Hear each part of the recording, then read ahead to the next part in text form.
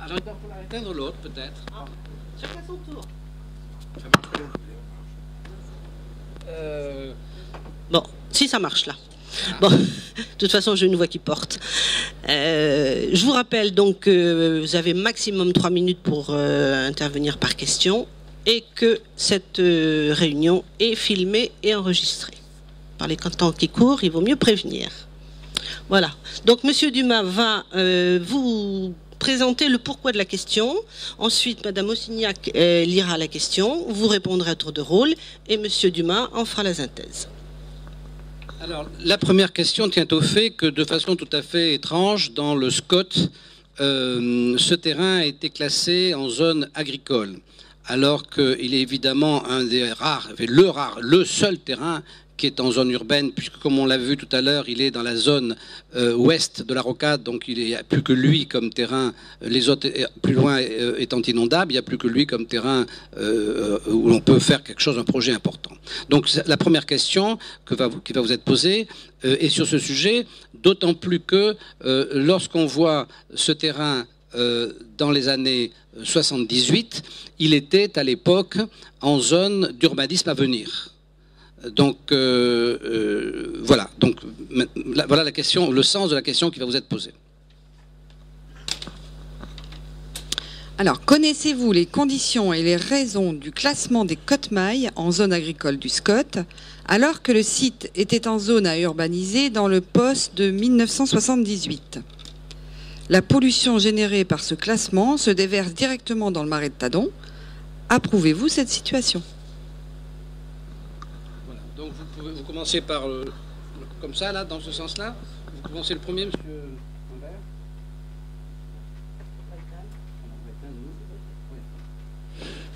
Oui, bonjour à tous et merci de nous avoir conviés. Alors je découvre le dossier, bien entendu, je ne suis pas tête de liste comme vous l'avez dit, je découvre le dossier.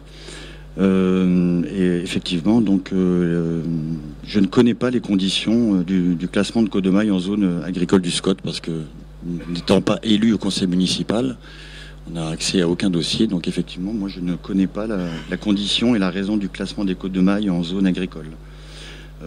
Pour ce qui est de la pollution, bien sûr que non, on ne peut pas être pour. De toute façon, à partir du moment où on parle pollution, on parle d'un plan qui devrait suivre pour que les choses se passent bien. Manifestement, si ça se verse dessus, c'est qu'il y a un traitement à faire. Donc là, je pense qu'effectivement, c'est la CDA qui doit intervenir à ce niveau-là. Et puis surtout faire en sorte de mutualiser les dépenses de toutes les communes pour donner plus de moyens à la CDA et aider sur un projet comme celui-là. Voilà. Bien, merci de m'avoir invité d'abord. J'ai été très ému quand j'ai reçu votre invitation, tout simplement parce que dans votre courrier, vous faites référence à un monsieur qui s'appelle Georges Frêche et qui est pour moi mon mentor parce que j'ai eu la chance de travailler avec lui pendant plus de 9 ans. Vous faites référence aussi à plusieurs reprises à la ville de Montpellier, à laquelle je suis aussi attaché, et très attaché, puisque j'y ai vécu pendant 14 ans. Et j'ai travaillé pour son développement. Donc votre dossier m'intéresse réellement parce que je vois la genèse de votre projet. Mais ce que je voulais dire, c'est... D'abord, je voulais vous le féliciter. Parce que quand des habitants prennent leur avenir en main, qu'ils sont capables de faire un projet eux-mêmes, et que ce projet est blackboulé régulièrement par les autorités publiques, notamment par les municipalités, par les CDA, où on vous écoute sans vous écouter, réellement, c'est que quelque part, derrière la tête du politique, vous avez une idée de spoliation de vos terrains.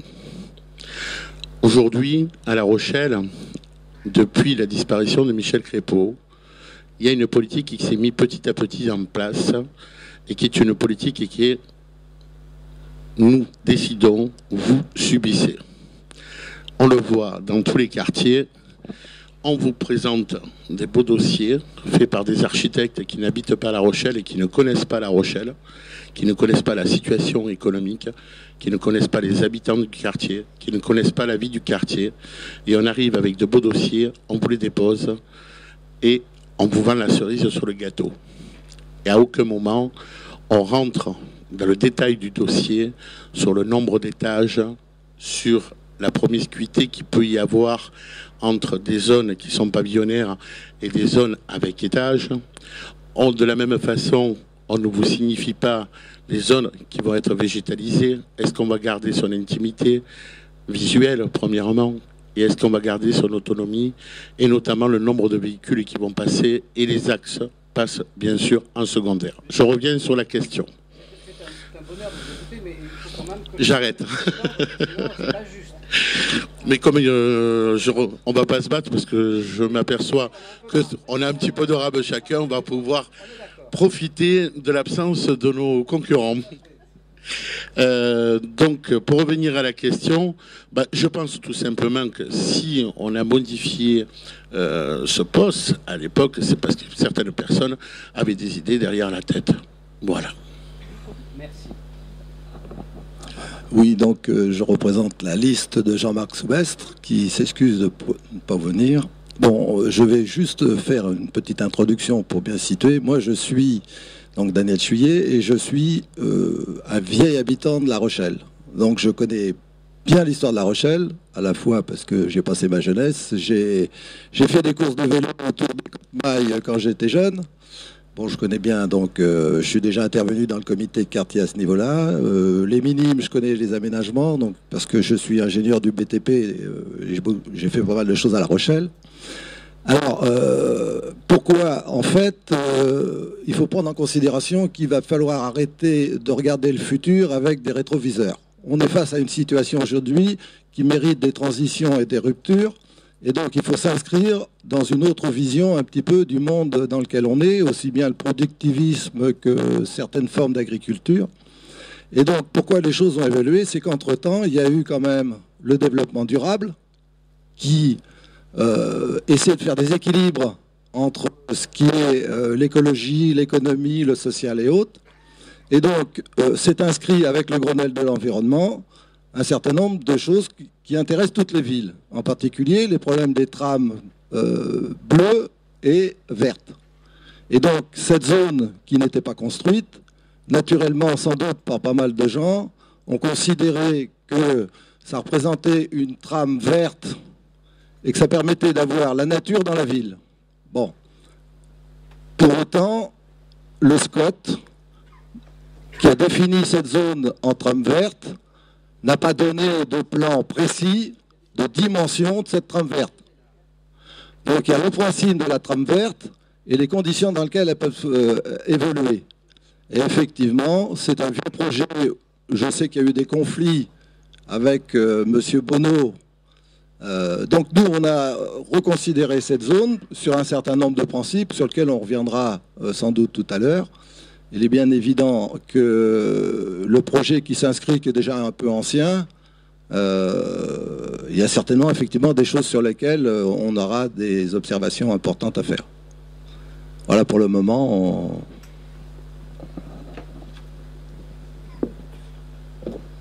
Bien.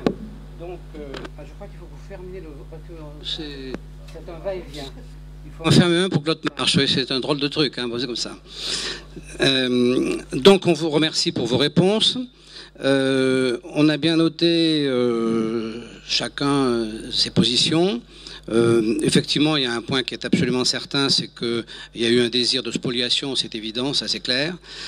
En ce qui concerne l'agriculture, je vais ajouter un point parce que je ne voudrais pas que nos amis agriculteurs prennent mal le fait qu'on ait dit qu'il y avait une certaine pollution, mais je pense que les agriculteurs sont des gens respectables qu'on ne peut pas prendre pour des jardiniers. Ce sont des gens qui ont un métier à faire, qui ont à gagner leur vie, donc ils ont besoin de produits nécessaires à leur exploitation, et il y a un peu une incompatibilité de ces produits avec l'environnement proche du marais de Tadon. Par ailleurs, l'emplacement est enclavé totalement puisque de l'autre côté, la CDA a mis une ZAD qui fait que, contrairement à l'apparence, ce terrain est en fait enclavé de toutes parts par l'urbanisme. Voilà. Alors maintenant, donc, la deuxième question. La deuxième question, évidemment, moi je l'ai posée avec un vécu. voilà, il faut que vous sachiez que aujourd'hui, le commerce s'est organisé par région. Il y a des panonceaux tels que, par exemple, Ikea, Apple, H&M. Enfin, il y a des panonceaux, si vous voulez, qui ont besoin d'avoir une portée régionale. Ils ne peuvent pas être dans une simple ville. Donc, en Poitou-Charentes, un certain nombre de ces panonceaux nous ont fait savoir qu'ils seraient tout à fait... ils accepteraient, ils envisageraient de prendre comme tête de pont pour la Poitou-Charentes, La Rochelle. Ça veut dire qu'il y a 3 possibilités. Il y a La Rochelle, Niort et Poitiers.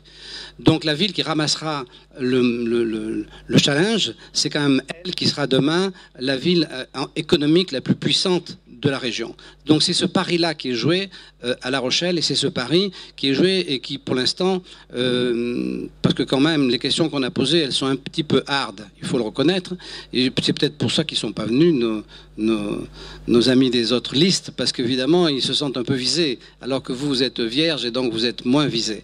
Bon, mais c'est un peu dommage parce que c'était des questions essentielles. Alors on va vous poser donc la deuxième question. Pensez-vous que La Rochelle doit s'emparer de la place de leader commercial régional ou doit-elle laisser cette place à Niort ou à Poitiers? Connaissez-vous des enseignes à dimension régionale? Et connaissez-vous l'Odysseum de Montpellier?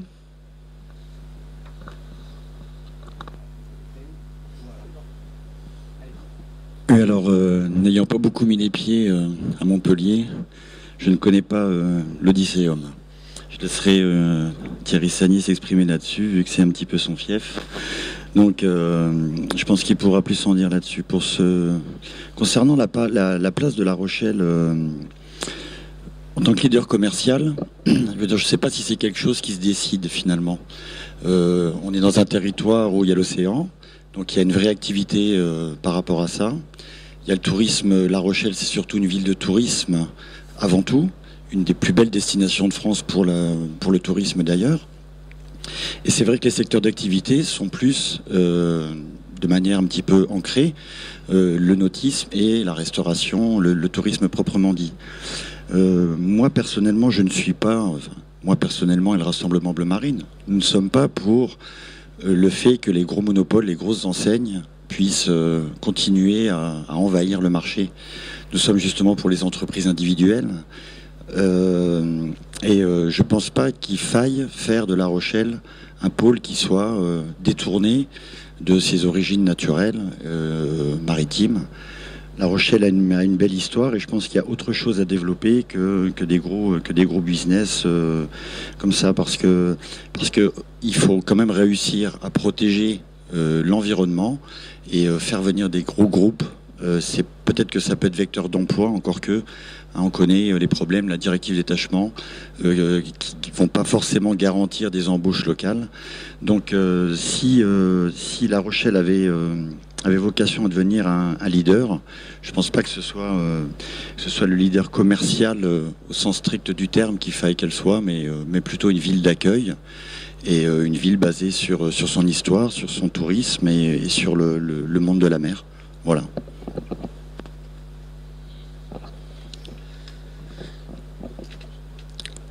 Très bonne question.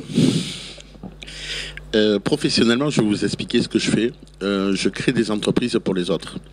Donc, j'ai une société qui fait du conseil à la création d'entreprises. Donc, je suis totalement au cœur du problème du commerce à La Rochelle et j'ai été adhérent et membre de conseil d'administration, notamment de la Société du commerce Rochelais. À travers cela, j'ai eu aussi une fonction de président du comité de quartier du centre-ville où j'avais à l'intérieur plus de 200 commerçants qui étaient membres de cette association.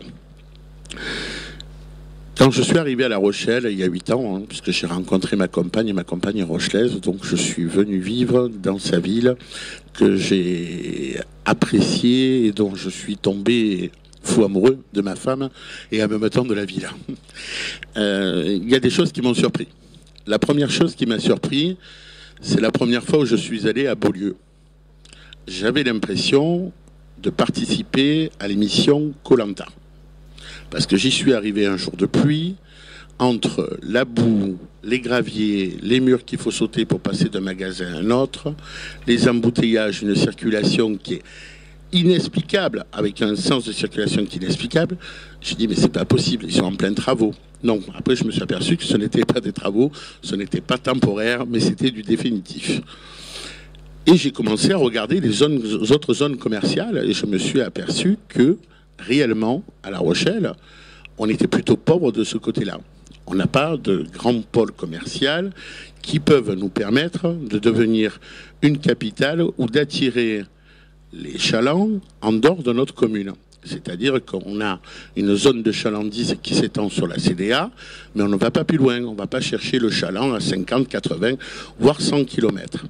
Vous parlez de l'Odysseum. Alors, j'ai suivi, puisque j'ai vu naître la zone du millénaire à Montpellier, avant que le projet, ne serait-ce, se fasse, de l'implantation d'un Ikea, et puis après de l'Odysseum. La zone de chalandise de Montpellier, aujourd'hui, grâce à l'Odysseum et grâce à Ikea, c'est 120 km. C'est une réalité. C'est créateur d'emplois. Il me semble que nous sommes montés entre toute la zone du millénaire que pour la partie commerciale, à plus de 1200 emplois créés sur la ville de Montpellier. Dans une zone qui était problématique, puisque vous aviez la fermeture d'IBM et vous aviez 2500 personnes qui se retrouvaient au placard. Donc quand nous avons monté ce projet sur la ville de Montpellier, c'était un bon projet. Aujourd'hui, à La Rochelle, on a l'obligation de devenir un peu la capitale commerciale. Le tourisme, c'est très bien, c'est parfait. Simplement, le problème du tourisme, c'est que ça donne de l'emploi 6 mois par an. Ça crée des professions et en même temps des emplois qui sont précaires, parce que ce sont de l'emploi qui est tourné vers le CDD et non vers le CDI. Dans notre programme, on a un projet, justement, c'est d'inscrire cette ville au patrimoine mondial de l'UNESCO, qui nous permettrait justement d'avoir des touristes à l'année, de transformer ces ces emplois de CDD en CDI, puisque les personnes qui viennent pour visiter la ville, dans ce cas-là, ce sont des touristes qui viennent souvent au mois d'octobre, novembre, décembre, janvier et février, puisque en grande majorité, ce sont des touristes asiatiques et à fort pouvoir d'achat. Pour revenir à l'Odysseum, bien sûr qu'on a besoin d'avoir un nouveau produit. Quand je parle de zone commerciale, aujourd'hui on ne peut plus voir et on ne peut plus traiter la zone commerciale comme nous la traitions dans les années 90. Ce n'est pas un supermarché ou un hypermarché avec une galerie marchande, une trentaine de boutiques. Non, il ne faut plus du tout le voir comme ça. On a besoin d'avoir d'abord une surface attractive autre qu'un hypermarché. Ikea en est la preuve. Et vous aviez tout à fait raison. Il y a des marques H&M qui sont H&M. Alors H&M homme parce qu'il y a des spécificités. Parce que si H&M tout seul, femme, n'attire personne, si vous avez H&M homme et femme, ça attire le double de chaland. Donc il y a des études qui ont été faites là-dessus. Et on a besoin d'avoir ce pôle attractif et en même temps de le coupler avec une partie ludique. Voilà. Si vous n'avez pas la partie ludique et que les gens n'ont pas l'impression d'aller un peu dans un parc d'attractions, ça ne marche pas. Voilà. Et... Oui, donc là, c'est vraiment une question de fond. Et c'est là où, quand même, on voit bien les vrais enjeux politiques, qui n'est pas forcément l'histoire de droite-gauche, mais qui est des enjeux d'avenir. Alors, ça pose des problèmes tout simples. 1, de concentration. 2, de mise en concurrence. Il est bien évident que nous rentrons pas complètement dans ce système de concentration effrénée. Faire des usines à consommation, c'est pas tout à fait maintenant, je pense, l'avenir, quoi qu'on dise. Et puis, les phénomènes de mise en concurrence systématique des territoires, on en voit les dégâts, parce que créer des emplois ici, c'est souvent détruire largement ailleurs. Alors, chacun défend son précaré, c'est un peu logique. Mais enfin, on a besoin de réfléchir sur une société. Bon, et puis ça paraît très bien de faire un grand centre commercial. En même temps, ça se pose des problèmes de transport. On n'a pas réglé les problèmes, donc ça veut dire qu'il y a des problèmes d'afflux de voitures.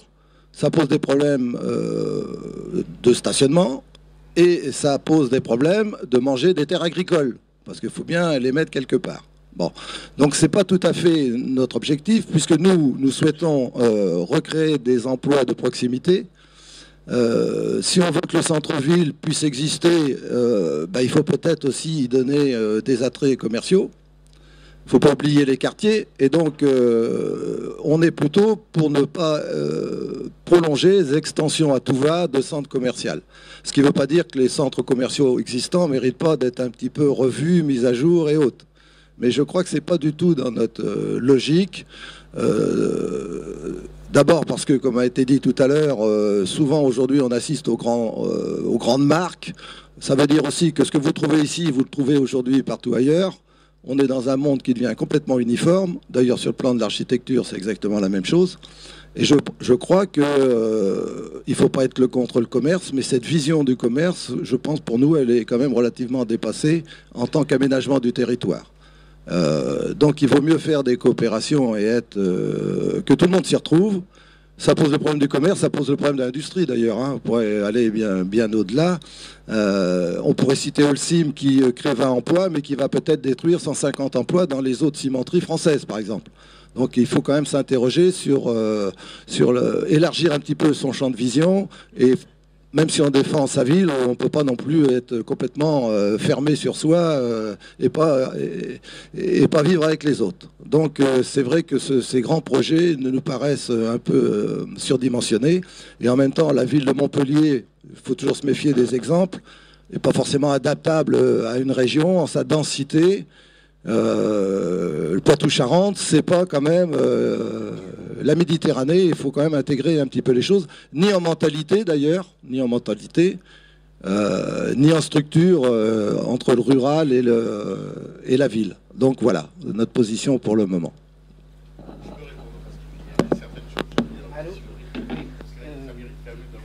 Ah si, ça marche. Donc oui,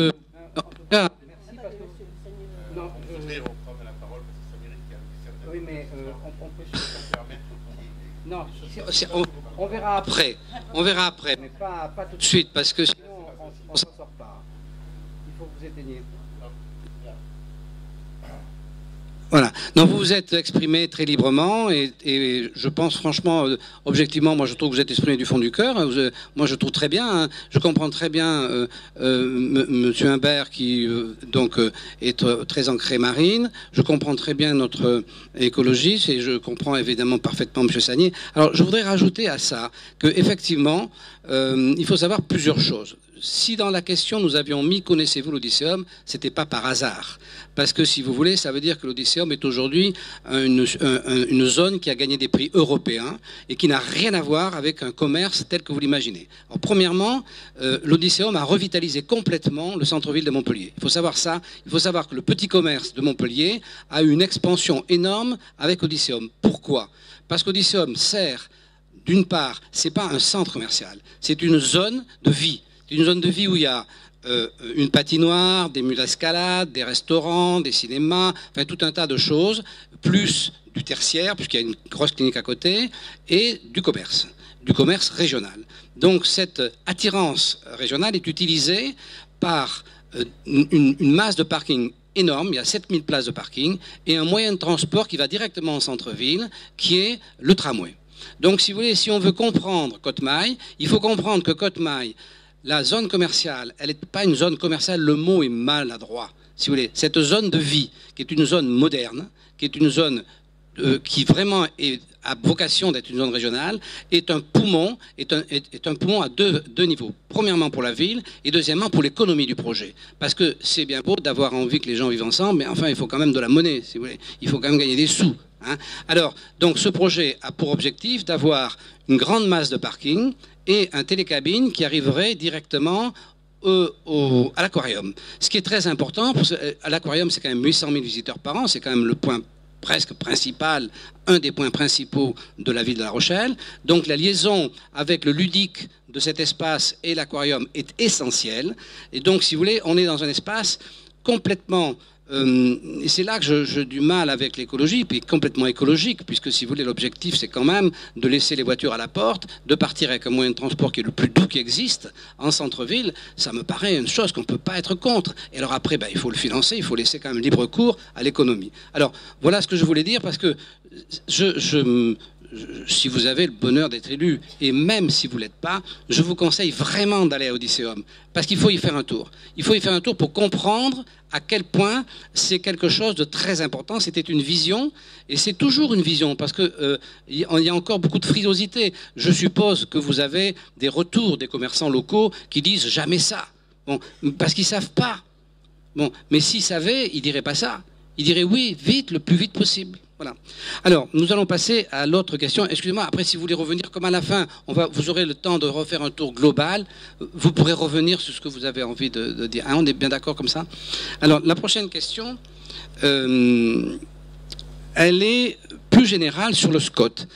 Elle rejoint cette idée du SCOT que nous avons suivi pas à pas, puisque, si vous voulez, nous nous sentions, tous les propriétaires ici se sentaient très corsénés par le SCOT. Donc, ils ont tenté de participer. Bon, ça n'a pas été très facile, mais on s'est aperçu qu'en fait, ce SCOT n'a pas été fait, puisque quand même, il représente 100 hectares, il représente quand même le capital foncier de La Rochelle, et ils ont été exclus du SCOT. Bon, pourquoi ils ont été exclus du SCOT? Ils ont été exclus du SCOT parce que ce SCOT a été fait par des techniciens qui font les mêmes SCOT partout.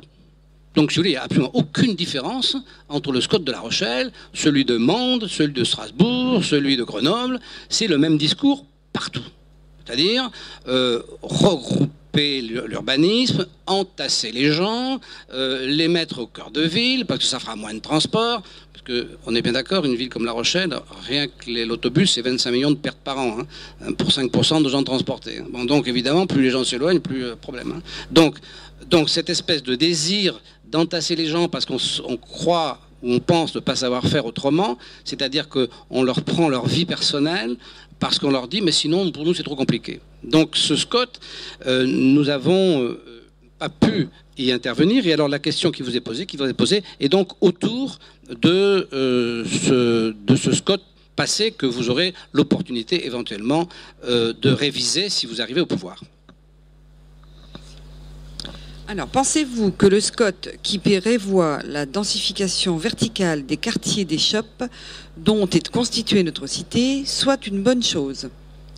Pensez-vous que la ville doit se densifier, que les maisons individuelles avec jardin sont à proscrire pour les générations à venir?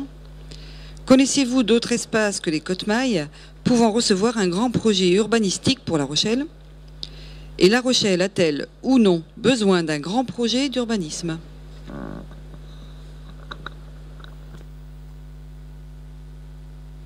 Bon, alors c'est une troisième question, mais il y en a 4 dedans, quoi. Hein. J'ai envie de prendre le contre-pied bon, autant la question d'avant, elle était centrale parce que elle tenait à même sur le cœur du projet, et pour des raisons économiques, c'est pour ça que je vais revenir dessus, mais bon, je vais respecter l'arbitrage et on y reviendra par la suite. La Rochelle a-t-elle besoin d'un grand projet? Personnellement, vous l'avez compris, je ne le pense pas. Alors effectivement, si je suis branché Marine, je suis surtout branché Marine Le Pen, mais pas vraiment Marine, parce que moi, vous savez, je viens de... Non, mais c'est vrai, parce que moi, je viens de Lorraine, et vous me parlez de ce site à Montpellier, mais il y a un site qui est un petit peu l'équivalent, qui est Amnéville, en Lorraine, qui est un site qui était aussi une zone à même caractéristique, et je viens de là-bas, je suis né à Verdun, j'ai vécu 30 ans de ma vie là-bas. Je peux vous certifier que c'était bien au départ et puis qu'après c'est quand même parti. Donc voilà, c'est parce que j'ai aussi le contre-exemple de Montpellier que je voulais prendre me faire l'avocat du diable finalement. La Rochelle, je ne pense pas qu'elle ait besoin d'un gros projet. J'ai répondu juste avant pour la simple et bonne raison parce que le territoire le permet pas. Je le pense pas. En tout cas, si on veut le préserver, hein, je suis pas écolo, hein, en tout cas c'est pas du tout. Mais finalement, on n'a pas besoin d'être écolo pour respecter l'environnement. On peut respecter l'environnement sans avoir un discours politique écologique. Je ne voudrais pas que vous disiez écolo comme c'était un gros mot. Ah non, mais pas du tout. Non. On reste courtois. Non, mais parce que oui, écologique. Non, mais. C'est parce que j'ai repris le terme que vous... Non, tout à fait. Enfin, c'est pas du tout péjoratif. Hein, je respecte tout le monde, il n'y a pas de problème. Que la ville... Alors, effectivement, la densification verticale que vous évoquiez tout à l'heure, pour reprendre la question, donc je ne pense pas qu'elle soit nécessaire. En tout cas, moi, je ne suis pas pour non plus une densification verticale des habitations. Alors, il y a le problème de l'étalement urbain, c'est-à-dire que plus on va étaler la ville, moins effectivement on va être amené à faire des villes qui sont en hauteur pour stocker les gens de manière plus dense. Mais en même temps, ça pose des problèmes de division et d'accessibilité à tel ou tel site. Donc, on n'est pas pour, parce qu'au niveau de l'urbanisme, c'est vrai que ça n'a aucun intérêt, au moins esthétique. Mais le problème aujourd'hui, c'est que plus le temps passe et plus la démographie monte, donc il faut bien stocker les gens. Donc c'est un petit peu ce qui s'est passé d'ailleurs aux États-Unis. Hein. C'est pour ça qu'on les appelle les villes verticales, parce qu'ils ont monté des buildings, parce qu'il y a tellement de monde à mettre. Donc finalement, est-ce que c'est pas un peu une obligation que les villes qui sont des trop grosses villes deviennent des villes verticales? Peut-être que pour que La Rochelle puisse garder son cachet, elle n'a peut-être pas besoin de venir non plus une ville verticale. Donc non, moi je ne suis pas pour une densification verticale des quartiers. La ville, oui, doit conserver des quartiers avec des maisons, avec des jardins, parce qu'effectivement, c'est vrai que ça ramène un petit peu à la nature. Et je pense que l'être humain n'a pas besoin d'être obligé de vivre entre béton et bitume. C'est pas forcément le concept que j'ai. Les deux peuvent se faire. Et moi, je pense que justement, l'atout de La Rochelle, c'est parce qu'on est une ville côtière, c'est parce qu'on est à 1h30 de Bordeaux, c'est parce qu'on n'est pas loin de grosses villes qu'on n'a pas besoin de développer spécifiquement un pôle pour l'attrait de La Rochelle. Voilà. Merci. Je pense... Et là, je me rappelle ce que disait Michel Crépeau, que je n'ai pas connu, mais j'ai énormément lu sur lui. Il disait « La Rochelle est une ville horizontale, la verticalité n'a pas sa place dans cette cité. » Et je crois qu'il avait tout à fait raison. On a vu les erreurs que nous avons faites dans le passé, dans les années 60 et 70, quand nous avons construit nos cités en France. Et on le voit, là, nous avons parqué les gens en pensant que nous allons leur donner du bonheur parce que tous ces appartements avaient le tout confort. 30 ans après, on s'aperçoit que malheureusement, même si on réhabilite ces appartements, ce sont quand même des foyers d'injustice, ce sont des foyers très souvent et malheureusement de misère, et ce n'est pas en entassant les gens qu'on crée du bonheur. La ville de La Rochelle a cette particularité, même en centre-ville, c'est d'avoir une terrasse dans un coin de rue, d'avoir un petit jardin et d'avoir des quartiers en grande majorité pavillonnaires. Je crois que nous devons garder cela, même si nous densifions cette ville. Je crois qu'il ne faut pas monter au-delà de 3 étages avec un attico en décalage. Pensez à végétaliser les parcelles pour que les personnes aient réellement leur intimité. On peut densifier une ville et le faire totalement intelligemment. Et c'est ce que nous devons faire. Densifier une ville, développer le commerce et le bien-être et le bien-vivre, ce n'est pas incompatible. Il faut simplement le faire avec du bon sens. Aujourd'hui, quand on regarde le bien-être, ça ne s'arrête pas qu'à la construction. Ça ne s'arrête pas qu'à cela. Il faut aujourd'hui aussi développer des axes agréables, mais surtout, quand on construit, il faut toujours se dire, est-ce que nous sommes capables de l'entretenir? Parce que le problème de La Rochelle, c'est que nous construisons toujours, des fois n'importe comment, très souvent, parce que nous avons une absence de schéma directeur dans la construction en urbanisme, mais une totale absence. Je vais revenir sur Montpellier, justement, où nous avions fait appel à 2 architectes qui étaient Manolo Kakis et Ricardo Bofill, où nous avions fait avec eux un schéma directeur dans tous les quartiers de la ville. Et c'est ce dont on a besoin aujourd'hui à La Rochelle, de ce schéma directeur qui va nous permettre de vivre correctement, de se déplacer. On parle souvent de transport en commun, et à La Rochelle, on a une particularité, c'est qu'on jette très facilement de la poudre aux yeux. Alors, on va vous parler des vélos, des voitures libres, tout ça. Mais on n'est pas capable d'avoir quand même un système de transport cohérent, parce qu'il faut savoir quand même qu'il y a un organisme qui juge les systèmes de transport dans toutes les villes de France. il est jugé depuis 20 ans, malgré ce qu'on vous dit, par cet organisme comme un système de transport totalement incohérent. Alors si on veut vivre dans les quartiers, eh bien, je pense qu'il faut vivre et le construire d'une manière sereine, mais surtout en concertation avec les habitants du quartier, réfléchir comment se déplacer. Et c'est au Rochelais de faire leur ville, ce n'est pas à une caste de la faire. Oui, il y a la place pour une grande zone de ce type-là, et elle ne sera pas en concurrence, parce qu'on va la faire ensemble, on va la faire intelligemment, et elle ne rentrera pas en concurrence avec le centre-ville. Vous aviez raison, ce que vous avez dit tout à l'heure, parce que ce n'est pas le même commerce, ce n'est absolument pas le même commerce. Si aujourd'hui le centre-ville souffre par rapport aux autres zones commerciales, ce n'est pas pour ça. Le centre-ville souffre aujourd'hui, c'est parce que les moyens de transport ne sont pas adaptés, parce que nous souffrons en centre-ville de parking, réellement d'une vraie politique de parking, que nous nettoyons pas notre ville parce que notre ville est sale, et parce que notre ville devient de moins en moins sûre. Oui, alors en ce qui concerne le SCOT, moi j'avais suivi les débats du SCOT à l'époque, et la première chose qu'on peut dire que j'avais écrit, c'était en fait un projet d'élus et de techniciens sans véritable concertation avec les citoyens. Donc ça c'est déjà une chose qui globalement doit être revue systématiquement. Et dans tout SCOT et dans tout projet, il y a la face noire, la face blanche, je dirais. On prend un peu ce qu'on veut. Parce que derrière le SCOT, il y a le plan local d'urbanisme. Bon.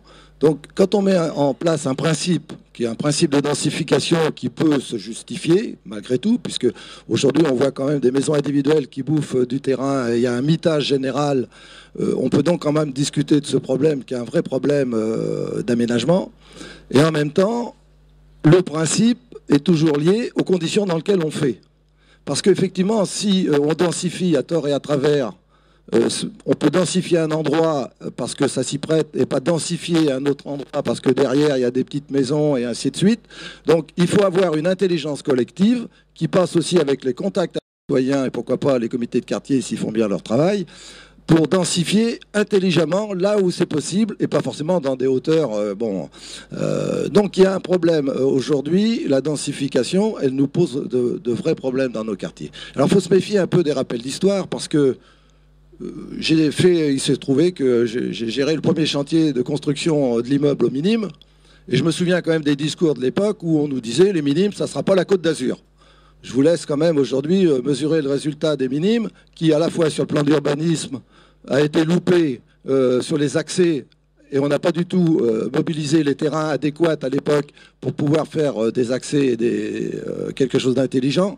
Il y a quand même un loupé sur le plan de l'urbanisme au minimum. Et donc, il faut se méfier un peu des choses. On était parti pour des barres de 500 logements, hein, quand même. Il y avait 4 constructeurs à l'époque. Et donc, bon, ils ont fait faillite un peu entre-temps, donc ça a été modifié. Je rappelle quand même que Michel Crépeau, que j'aimais bien, était contre le port des minimes à l'époque. Hein. Il faut quand même savoir les choses. Donc, il faut être honnête intellectuellement à ce niveau-là. Bon. Donc, je pense que... on n'est pas du tout... Alors, je vais un petit peu faire une parenthèse sur le problème des côtes-mailles. Premièrement, il faudra qu'on reparle de projets qui étaient de la route. Et il est évident que nous, par principe, on n'est pas contre un aménagement fait par le privé. Il faut être très clair là-dessus. S'il y a eu un blocage avant, on n'a pas dit qu'on était contre le fait que le privé puisse faire un projet. Et bien évidemment, il y a un cahier des charges à respecter. Il faut être cohérent sur le plan de la CDA parce qu'il n'y a aucune raison, c'est une question d'égalité de traitement, que l'on puisse mettre le privé par endroit et pas le laisser faire ailleurs un certain nombre de choses.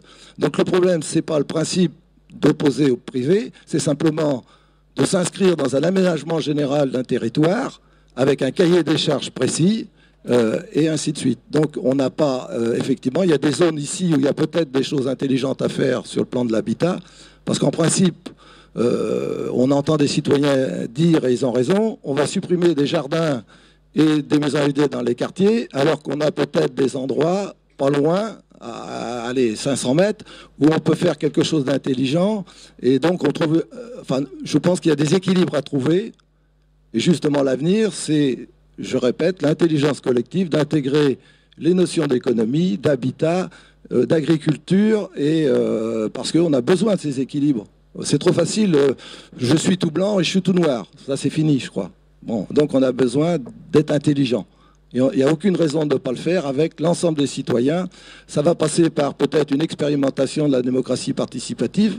Alors, c'est pas facile, il faut démarrer. On ne sera pas tous d'accord, mais c'est la seule façon de travailler pour intégrer tout le monde. Et autrefois, ils savaient peut-être le faire dans les villages, mais il faut qu'on retrouve ça. Voilà ce qu'on peut dire par rapport au SCOT. Alors, je dirais tout simplement, nous, effectivement, on reverra le plan local d'urbanisme sur La Rochelle. Ça, c'est un projet qui est évident, qui est une remise en cause du PLU, en concertation avec les habitants. Bien.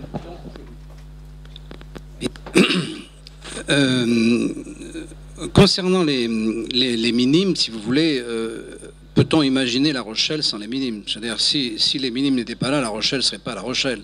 Les minimes, c'est un élément essentiel de La Rochelle. C'est quelque chose qui a duré 20 ans. Comme vous le faites remarquer, la croissance des minimes a été indépendante des volontés politiques, puisqu'effectivement Crépeau au départ était contre, et qu'ensuite il a été pour. C'est-à-dire que si vous voulez, l'urbanisme, ça s'impose, parce que quand même, le politique, c'est le guide, mais si c'est lui qui décide tout, c'est plus un guide, c'est un dictateur.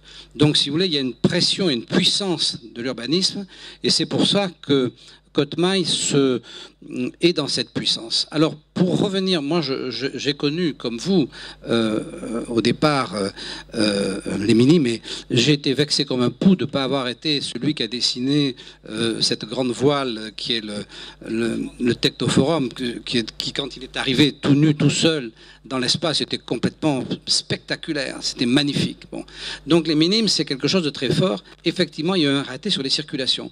Mais il faut savoir qu'à l'époque, parce qu'on ne peut pas faire ce qu'on ne sait pas, à l'époque, les circulations n'avaient pas atteint le paroxysme d'aujourd'hui. Donc, si vous voulez, ça paraissait pas être un élément essentiel. Bon, aujourd'hui, ça ne se ferait plus. Les minimes se feraient toujours sans doute, mais plus comme ça.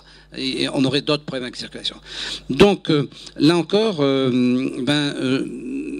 avez quand même tous les trois, et vous parlez très sincèrement, c'est très agréable quand même. Je vous signale au passage que ça fait plaisir il n'y a pas tellement de langue de bois quand même, c'est bien. Hein.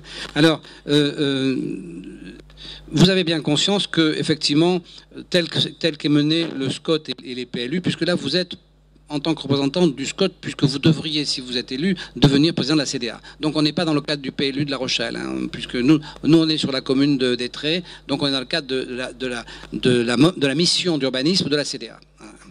Donc, mais on a bien compris que de toute façon, vous reprendriez d'une manière plus démocratique le SCOT, et donc ça, évidemment, nous aurons à ce moment-là le plaisir de venir discuter avec vous, ce qui sera quand même un événement plutôt agréable, parce que ce n'est pas ce qui se passait jusqu'à présent. Voilà. En principe, on a dit que vous reparlez tout à l'heure, on a dit que ce serait après. C'est parce que c'est réactif, alors du coup, c'est plus facile. Oui, mais vous gardez-le, marquez-le, mais vous allez nous dire après, parce qu'après, vous aurez un moment pour...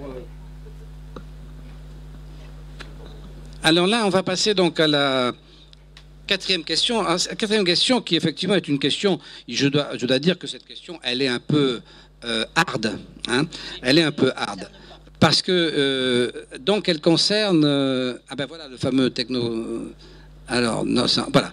Elle concerne, en fait, le terrain de la Gore. Alors, grande a été notre surprise de constater, pendant que depuis 10 ans, on se bat pour qu'il se passe quelque chose sur les Cottemailles, qui sont très proches du centre, qui sont le terrain naturel du développement à venir, grande surprise de voir que tout d'un coup, naît un projet sur le terrain de l'armée. Deuxième surprise, d'apprendre que le terrain de l'armée était cédé gracieusement pendant que la ville de La Rochelle n'est pas une ville, je veux dire, en difficulté financière hors du commun, parce que cette loi, elle est faite pour les villes qui sont vraiment en très très grande difficulté, parce que l'État, c'est quand même l'argent collectif, c'est l'argent de tous les Français, on ne peut pas le donner comme ça, faire cadeau. Et alors la cerise sur le gâteau, c'est qu'on a appris après que, en fait, cadeau en était fait en grande partie au Crédit Agricole. Alors là, ça nous a complètement...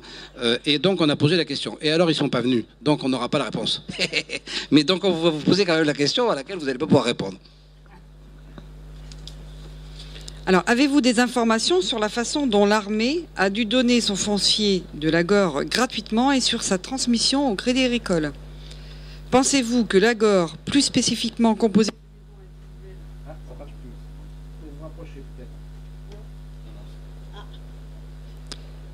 Alors, pensez-vous que l'Agore, plus spécifiquement composée de maisons individuelles avec jardin, soit une ville qui doit être punie de ce fait? Et pensez-vous que ce type d'habitat doit être interdit?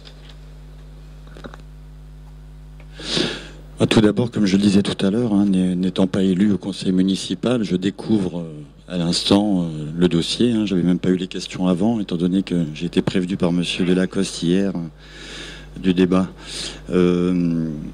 Écoutez, moi, je ne suis pas vraiment étonné qu'on ait donné un terrain à une banque. Je veux dire, on a déjà demandé aux Français de renflouer les banques. On peut même leur donner des terrains. Je veux dire, les Français sont des vaches à lait, donc on continue. On est dans la même logique. Je suis pas étonné de la chose. Oui, je peux être également écœuré, partager votre constat, mais c'est vrai que. Alors, est-ce que la commune doit être punie? Je sais pas. C'est en tout cas ceux qui ont donné les terrains qui doivent être punis, mais la commune, je sais pas si elle est punie elle. En tout cas, elle n'a pas vocation à l'être, puisque je pense pas que la commune ait une responsabilité là-dedans. Ce sont des décisions qui se prennent beaucoup plus haut, vous le savez. Et voilà. Bon, je pense pas qu'il y ait beaucoup de choses à rajouter sur ce point-là.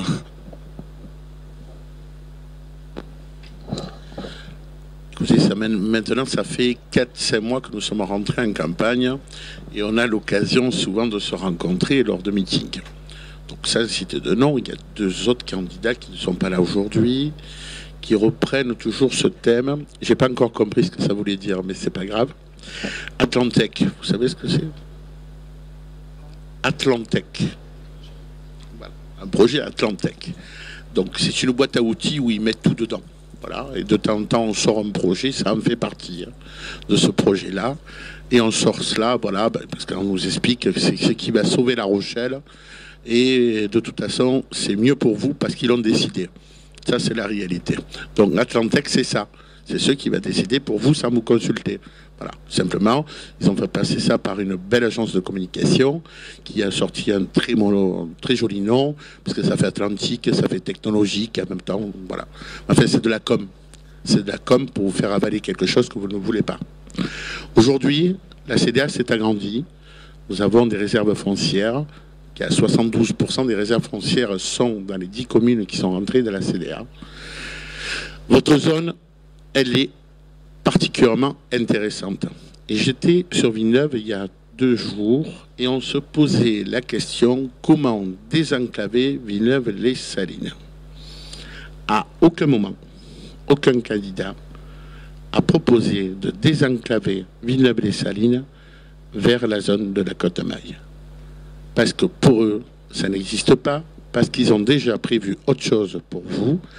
Ils ont prévu de toute façon de densifier à leur manière, de la même façon qu'ils ont prévu de mettre dehors le parc exposition à La Rochelle pour mettre une cité HLM à la place, sans consulter personne.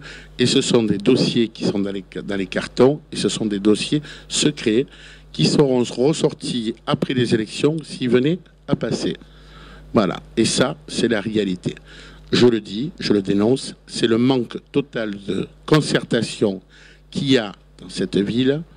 Vraiment, je suis effaré. Mais allez-y, luttez contre cela. Luttez contre cela. Alors, tout à l'heure, vous avez dit quelque chose sur les Rochelais. Et nous n'avons pas la même mentalité qu'à Montpellier. Je vais vous expliquer, à Montpellier, 95% de la population de Montpellier n'est pas de Languedoc-Roussillon et vient de toute la France. Ils sont tellement peu nombreux, les Montpelliérains, qu'on les appelle les barons de Cabaret. Ils se sont donné un titre. Et à La Rochelle, bien sûr que vous êtes nombreux à être plus rochelais, mais aujourd'hui, notre ville est attractive et vous avez de plus en plus de personnes qui viennent de l'extérieur, et tant mieux, parce que quand les gens viennent de l'extérieur, ça veut dire qu'on est une ville qui tend à être dynamique. Ce qui est inquiétant, par contre, c'est que nous venons de perdre 2000 habitants à la ville de La Rochelle. Ces 2000 habitants que nous avons perdus, ils sont partis dans la CDA très loin parce que nous sommes incapables aujourd'hui de construire du logement à un prix du mètre carré correct pour que nos classes moyennes, et la majorité de nous tous, puissent se loger. Quand je dis un prix normal, c'est 2700 € le mètre carré. Pourquoi nous en sommes arrivés à 4100 ou à 5200 € le mètre carré, et dans votre projet, Ça serait intéressant de travailler là-dessus. D'ailleurs, je vous en parlerai. Tout simplement parce que nous avons imposé à La Rochelle 23% d'HLM dans tous les bâtiments qui sont construits par les privés. Ces 23%, il faut savoir que les offices d'HLM achètent 1 700 € le mètre carré aux promoteurs. Un promoteur, pour qu'il puisse construire normalement, il lui faut vendre au minimum 2 700 € parce qu'il a les banques derrière qui l'obligent à avoir 6-7% de résultats. Donc qu'est-ce qui se passe? Les 1 000 € qui manquent, eh bien, vous les répercutez sur la part du logement traditionnel. C'est pour cela que nous retrouvons avec des mètres carrés à minimum 3 000, 3 100 et aujourd'hui 4 100 et 4 200 € le mètre carré. Dans votre projet, il faut absolument que vous arriviez à intégrer cette partie-là et que vous puissiez proposer aux Rochelais du logement à 2 700 € le mètre carré. Alors, en ce qui concerne donc l'Agor, d'abord, premier principe, que l'armée donne des terrains gratuits à une collectivité, moi, ça, à partir du moment où le contribuable a payé, on s'y retrouve, ça me paraît pas. On pourrait parler de la SNCF aussi, d'ailleurs, qui a aussi, les problèmes de l'armée, on les a connus à Rochefort, hein, sur les problèmes et ainsi de suite. Alors, effectivement, le problème du crédit agricole, Atlantic et autres, ça pose quand même ce que je disais aussi tout à l'heure. Alors on ne peut pas empêcher une société d'avoir sa politique. En même temps, on peut se poser la question, d'accord, on va récupérer le crédit agricole, mais en même temps, on va sinistrer Saintes. Donc c'est quand même des problèmes qui posent... on va créer des déserts et des grandes concentrations. Donc il y a quand même un problème d'avenir là qui est quand même assez gênant. C'est-à-dire, on pourrait élargir à l'Europe. On va faire les régions. Il y aura des régions qui vont être riches, d'autres très pauvres. Donc il n'y a plus de solidarité. Je suis désolé, il n'y a plus d'égalité. On rentre dans un système purement économique. Or, là, ça va mieux? Bon. Et donc, ces phénomènes, comme ça, je parle fort en général. Donc ça veut dire aussi qu'il faut quand même revenir un peu à la collectivité. Je suis désolé de dire que ça c'est un peu ce que je dis. La nation, elle s'est quand même construite en supprimant des inégalités naturelles. Ça existe les inégalités, mais quand on est en collectivité, c'est qu'on fait quand même un peu commun. Ça n'empêche pas les expertises et les gens et le potentiel, on a besoin de tout le monde, mais bon, c'est un problème. Alors, pourquoi on dit que l'Agor serait puni? Bon, je pense que pas forcément. À l'époque, quand c'était l'armée, bon, c'était un champ, mais enfin, on ne peut pas dire que c'était d'un esthétisme extraordinaire. Bon, il y a sans doute pas mal de choses. Alors, le prix du mètre carré, effectivement, ça, c'est fondamental. Alors, c'est lié aussi parce que, oui, ce qui a été dit, c'est un peu vrai, mais il y a aussi de choses. On a un exemple à Tadon où quand on fait un immeuble dans des quartiers avec des nappes phréatiques, on est obligé de faire des parois étanches. Je peux vous dire que l'immeuble qui s'est fait, par exemple, sur l'avenue Normandin, ça ne peut pas forcément être un prix du mètre carré style HLM parce qu'on a fait des pieux, on a fait des parois étanches.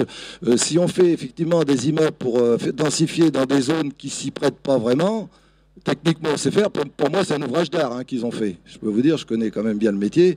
Ils ont fait, je sais pas, 70 pieux, bon, ça a un coût. Donc forcément on le retrouve au prix du mètre carré. Donc là aussi il faut se poser des questions. Là où c'est intelligent de construire pour être le moins cher possible. Hein, ça c'est quand même donc d'où une réflexion sur l'urbanisme. Il faut faire du concret. Ce qui est possible à un endroit n'est pas possible ailleurs. Donc il y a toujours cette espèce, c'est le problème un peu des politiques, on balance des grandes idées, des grands principes, c'est normal, mais après il faut rentrer dans la réalité du concret, là où c'est possible, là où c'est pas possible. Voilà.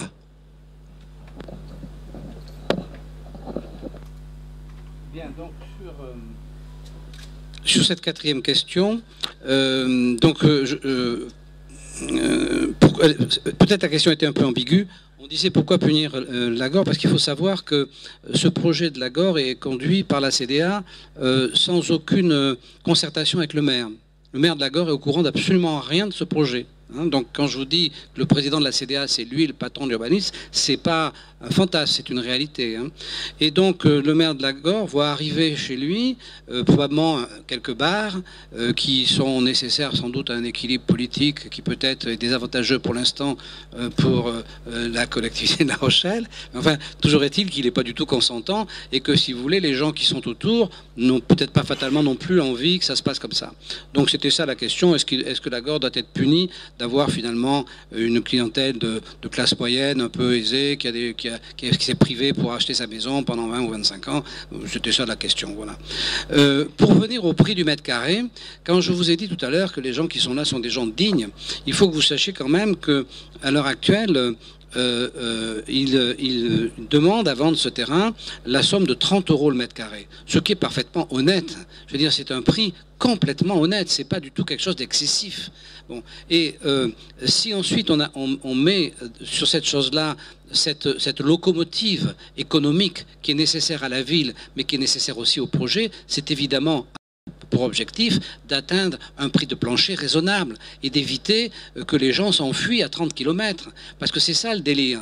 Le délire, si vous voulez, c'est que les gens s'enfuient et que après on dit mais oui, mais on a des problèmes de pollution, etc. Mais attendez, si on veut régler les problèmes de pollution, prenons par le bon sens. Parce que je trouve que dans ces discussions, on arrive toujours à ce point où on confond le feuillage et l'arbre. Si vous voulez, on ne peut pas comprendre l'arbre en commençant par le feuillage. Il y a d'abord un tronc. Et le tronc, si vous voulez, eh ben, il faut qu'il soit sain et qu'il soit bien mis, sinon il n'y a pas de feuillage. Et en politique, c'est pareil, on ne peut pas commencer. Alors vous savez, moi, en tant qu'architecte, j'ai toujours vu ça quand on arrive pour un projet, on fait une médiathèque, par exemple, et puis vous êtes un conseiller municipal, et puis les questions qu'on vous pose, c'est comment sera habillée l'hôtesse. Alors vous dites, attendez, c'est pas tout à fait la question, là on est sur un projet de médiathèque, on verra pour la vie de l'hôtesse. Hein. Donc si vous voulez, on a toujours ce problème de vouloir aller dans le détail, on ne peut pas aller dans le détail au départ. Et on ne demande pas à un élu d'aller dans le détail au départ, on demande d'avoir des grands projets, d'avoir une consistance, de dire qu'est-ce que nous allons faire, vous allez être le guide pendant 5 ans, qu'est-ce que vous allez nous faire faire. Mais c'est pas de savoir quelle sera la couleur du chapeau qu'on mettra, c'est pas le problème. Hein, voilà. Donc on arrive ainsi à la 5e et dernière question. Cette 5e et dernière question, finalement, on en a déjà parlé. Donc, si vous voulez, elle revient sur la question, on va quand même la poser, mais dans le cours de la discussion, comme ça a été une discussion quand même... c'est malheureux que vous n'êtes pas donné pour des grands scores, parce que quand même, vous êtes sincère. Moi, je suis effondré. Je suis effondré parce que je vois que vous êtes vraiment sincère. Quoi. Moi, je ne suis pas d'accord avec tout le monde, hein, mais enfin, vous défendez votre bout de gras avec courage et sincérité. Et alors que les autres qui nous mentent tout le temps, ils ne sont pas venus nous mentir un petit peu. Là, c'est dommage. Bon, donc, on va quand même poser la 5e question, mais vous y avez déjà répondu. Donc, on passera rapidement, puis après, vous aurez le temps donc de vous réexprimer chacun plus globalement et sur les choses que vous avez pensé un petit peu à pas avoir eu le temps de dire, et puis après on fera une synthèse de tout.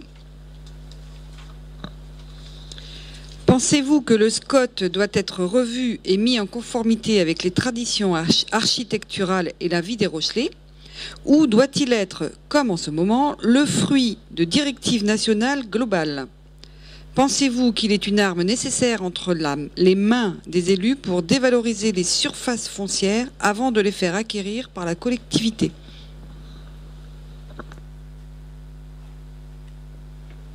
Et bon, effectivement, je ne vais pas pouvoir en faire des lignes là-dessus. C'est clair que il n'est pas normal que ce soit des directives nationales globales. Nous, on s'insurge là-dessus parce qu'effectivement, plus le pouvoir il est haut et moins il est accessible. Et c'est vrai que si on veut avoir des choses qui se fassent concrètement, il faut que le maire ait un petit peu plus de variables d'ajustement et même au niveau de la CDA, il faut qu'il puisse avoir du pouvoir. C'est pour ça qu'en préambule, je vous disais qu'il fallait avant tout essayer de fédérer les moyens de toutes les communes de la CDA pour justement optimiser les projets qu'ils pourraient soutenir. Donc que ce soit des directives nationales globales, non, on n'est pas pour ça. Maintenant, ce qui est clair quand vous dites qu'il y a une sincérité dans nos propos, c'est aussi peut-être parce qu'on n'est pas des hommes politiques. Monsieur Sagnier se dit apolitique, on n'est pas des hommes politiques. Et c'est vrai qu'aujourd'hui, non, on fait de la politique, mais on n'est pas des hommes politiques qui devons La difficulté, je pense que c'est même ce qui explique les absences d'aujourd'hui, c'est qu'il est difficile d'être devant des questions comme ça pour les gens qui sont aux manettes. Hein. Peut-être que vous parliez des sondages tout à l'heure. Il risque d'y avoir des surprises parce que les gens finissent par comprendre les choses. On ne peut pas suivre des politiques comme ça. Le français ne fait que payer. On parle des classes moyennes, vous savez, quand on dit les gens qui vivent, est-ce qu'on peut en vouloir aux gens qui vivent à Lagore? Ils ont un petit peu plus de moyens que les autres. Mais les gens qui gagnent 2000, 2500 euros aujourd'hui par mois, ce qui est à peu près un salaire correct pour vivre, même eux, à la fin du mois, ils attendent le salaire qui arrive. Donc c'est vrai que c'est même devenu aujourd'hui difficile pour les classes moyennes. Et donc voilà, je pense qu'il risque justement d'y avoir des surprises aux élections.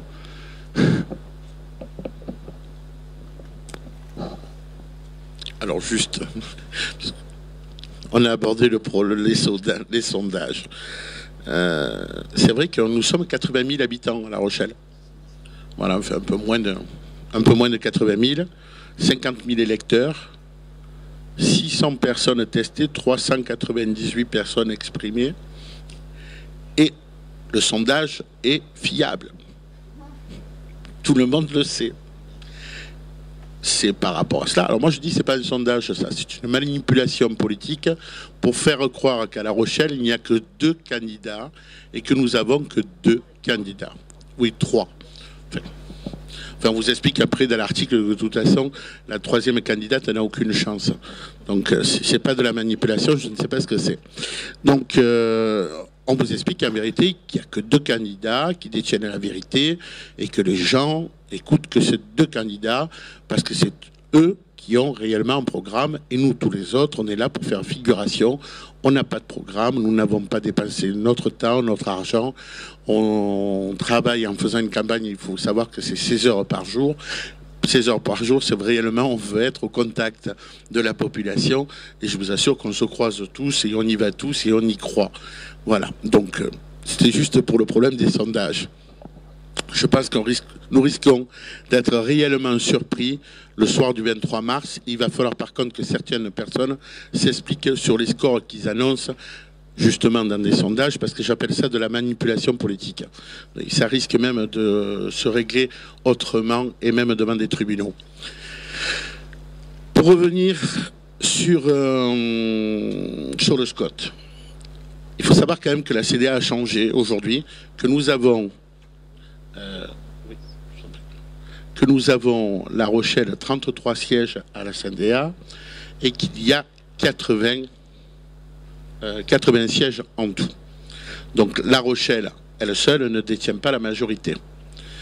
Je pense que nous devrions être respectueux si nous voulons créer une vraie CDA et une CDA qui fonctionne avec les autres maires qui composent la CDA. Parce que je ne sais pas si vous avez remarqué de la même façon, mais il y a d'autres candidats qui sont en train d'énoncer le budget qu'ils vont appliquer dans un mois, sans consulter, sans savoir qui va être élu dans les autres communes, quand même. Je vous assure que je connais quelques maires qui commencent à en avoir réellement ras-le-bol. Et des maires qui sont sûrs d'être élus, puisqu'ils n'ont pas de liste qui se présentent contre eux. Parce qu'ils ont, quelque part, ils se disent, est-ce qu'on pourrait au moins donner notre opinion, puisque nous votons aussi. Si nous voulons construire une CDA forte, il faut justement respecter tout le monde. Il faut respecter toutes les communes et il faut avoir un schéma directeur. C'est à la CDA de La Rochelle et au Rochelais, aux personnes qui vivent ici, de construire leur ville. Ce n'est pas à des cabinets parisiens de nous expliquer ce que nous devons faire. Parce que les cabinets parisiens, après, ils retournent sur Paris. Et nous vivons avec ceux qui nous laissent. Donc aujourd'hui, il faut que nous prenions notre destin en main, que le politique redescende dans la rue, qu'il fasse les projets aux côtés d'associations comme vous, parce que vous avez pris votre destin en main, et je ne vous fais pas de la brosse à reluire, hein, là. Je dis simplement parce que j'y crois totalement.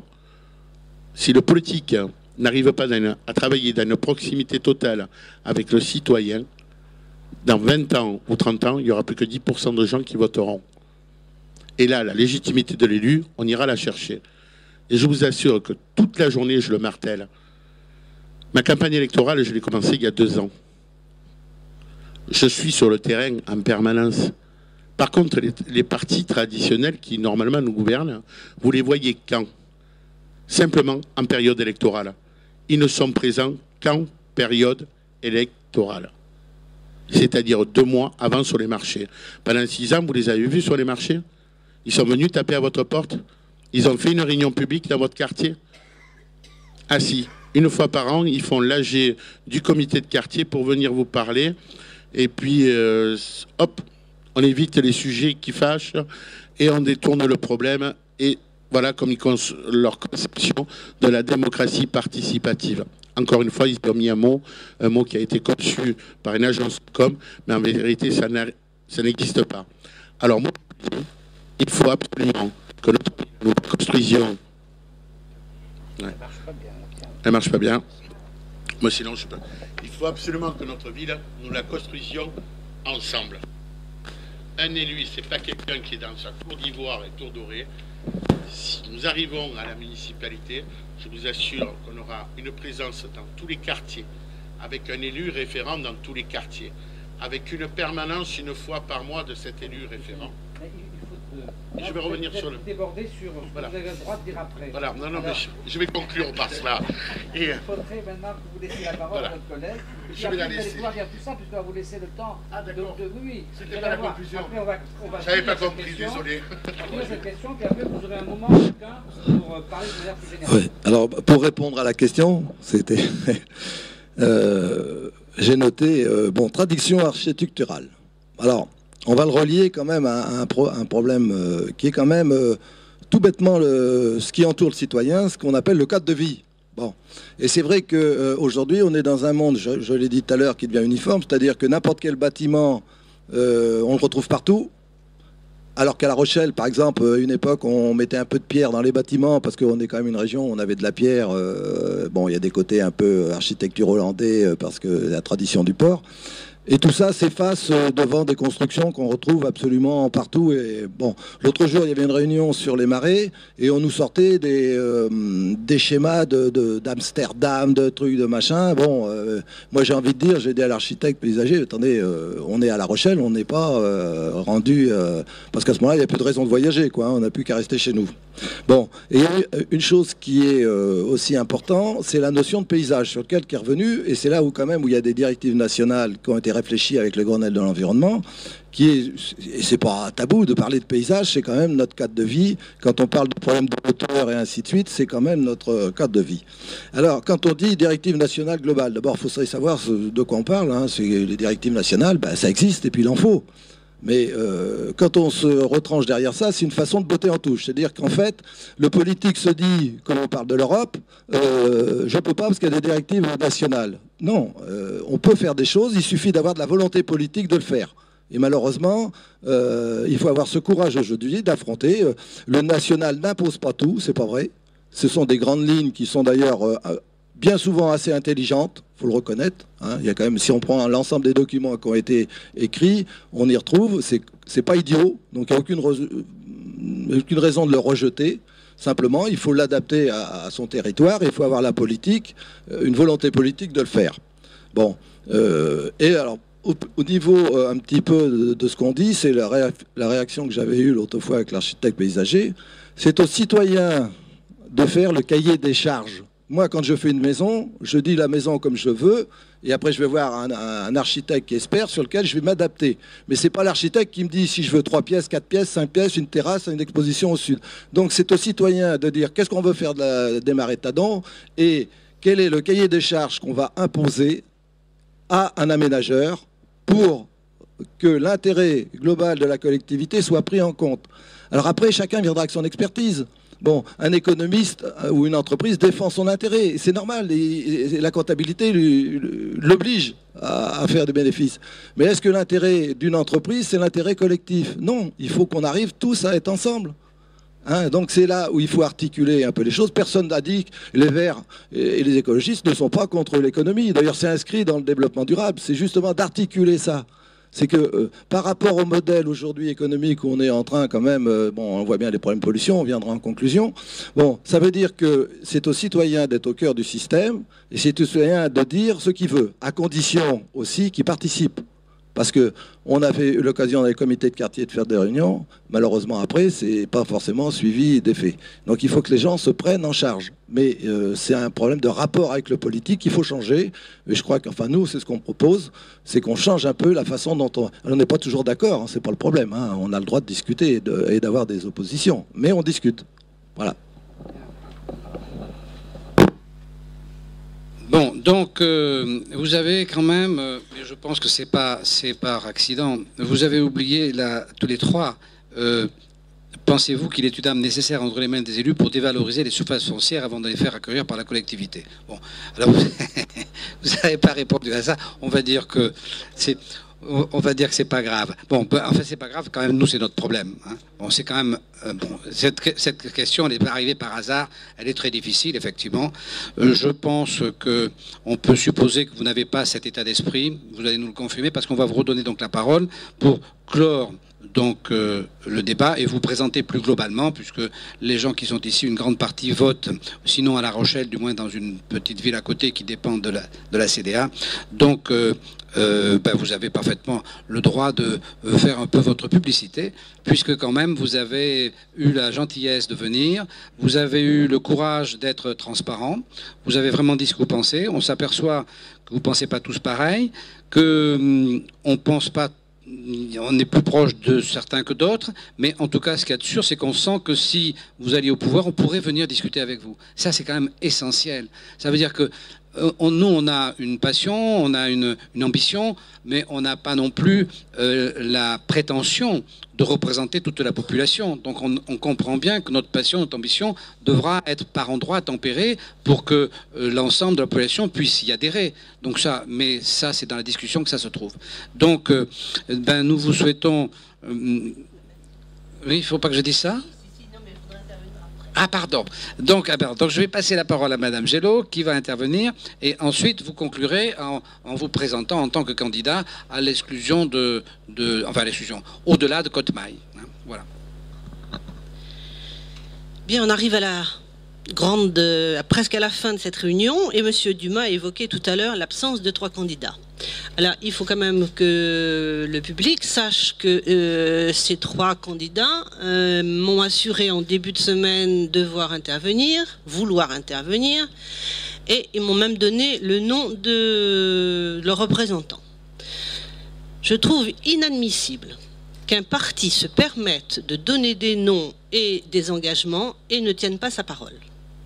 Alors, bien sûr, il s'agit des 3 candidats qui, effectivement, et selon le sondage, sont placés en tête de liste. Alors, comme ce sont aussi les gens qui étaient plus ou moins concernés par les questions, puisqu'ils étaient aux manettes et ils ont signé pas mal de ces engagements, il y a peut-être une relation entre les... Enfin, je vous laisse libre de penser ce que vous voulez. Mais enfin, ça dénote quand même la valeur de leur morale et de leur parole.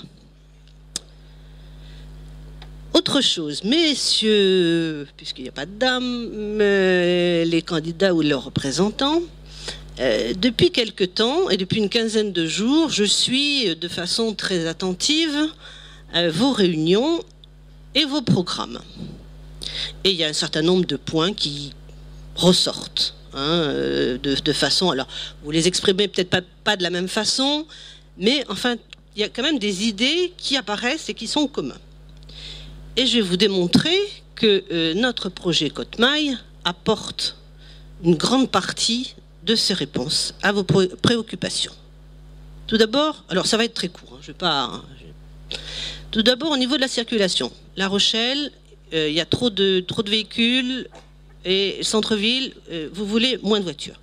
Cottemaille propose un parking de dissuasion avec un acheminement par télécabine, on y revient, moyen tout à fait écologique et complètement, on peut dire presque ludique, et qui arrive à l'aquarium centre-ville. Donc ça, on répond à pas mal de vos préoccupations.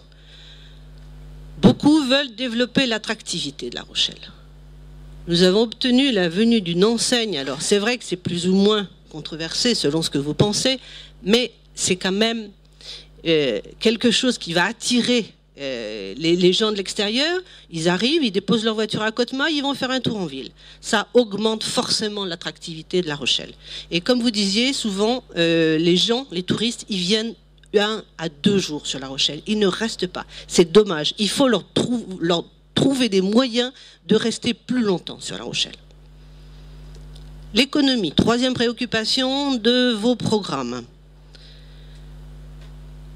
Les concepts d'aménagement de Côte-Maille, un écoquartier et toute la partie innovante qui doit s'y mettre vont être une vitrine et un tremplin pour d'autres projets de développement innovants.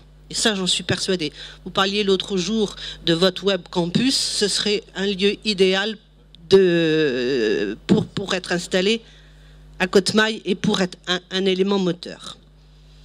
Tout le monde veut de l'emploi. Ça, vous en trouvez partout. Côte-Maille, c'est 15 ans de travail sur site et des centaines d'emplois à terme. S'il y a un autre projet dans la communauté qui a l'équivalent, chapeau. Le logement. Alors, le logement, bon, tout le monde nous dit qu'il en manque.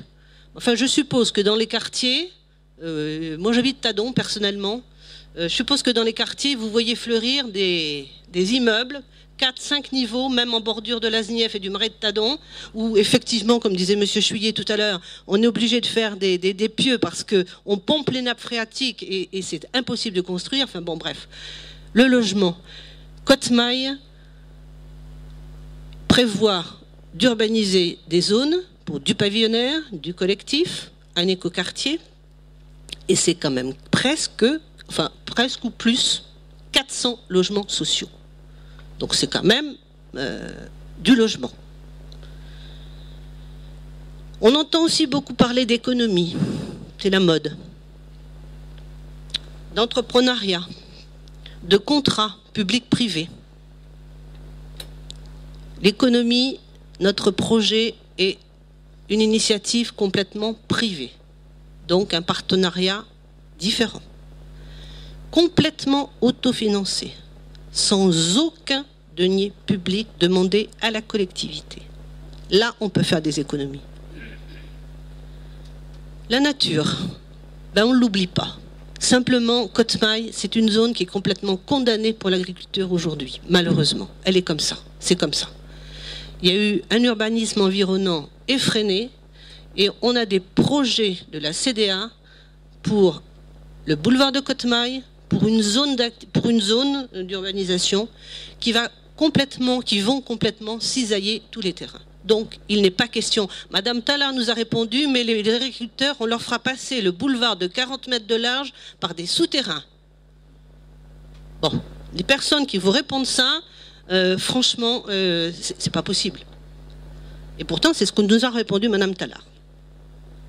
Donc, cette zone de Côte-Maille, qui n'est plus vouée à l'agriculture, par contre, ils sont en train de préempter des zones sur Varèse qui sont tout à fait riches et propres à l'agriculture, mais là, eux, ils veulent préempter. Donc, c'est complètement idiot d'enclaver la zone de Côte-Maille. Heureusement, cette zone, elle est bordée par un site atypique de marais qu'il faut absolument conserver et qui est une coulée verte entre les zones de Villeneuve, Étré et La Rochelle, qui s'appelle le Marais de Tadon, et qu'il faut absolument réhabiliter, qui est déjà classé en SNIEF, mais qui malheureusement, ça ne sert pas à grand-chose, puisque ce marais a été remblayé, et ce qu'il faudrait vraiment lui rendre sa première nature, et le remettre en zone de promenade, ça, ce serait impeccable. Alors, c'est vrai, comme disait M. Dumas, notre intention, c'est pas de travailler contre la collectivité, mais avec. Et on espère que les futurs candidats entendront ce discours. Voilà, c'est à peu près tout ce que j'avais à vous dire sur ce projet de Côte-Maille. Et maintenant, alors ce que j'aimerais aussi, c'est que dans votre parcours de ce que vous allez nous dire, si vous le souhaitez, alors c'était pas prévu dans les questions, mais nous faire un petit commentaire sur le projet de Côte-Maille si vous le souhaitez. Merci beaucoup.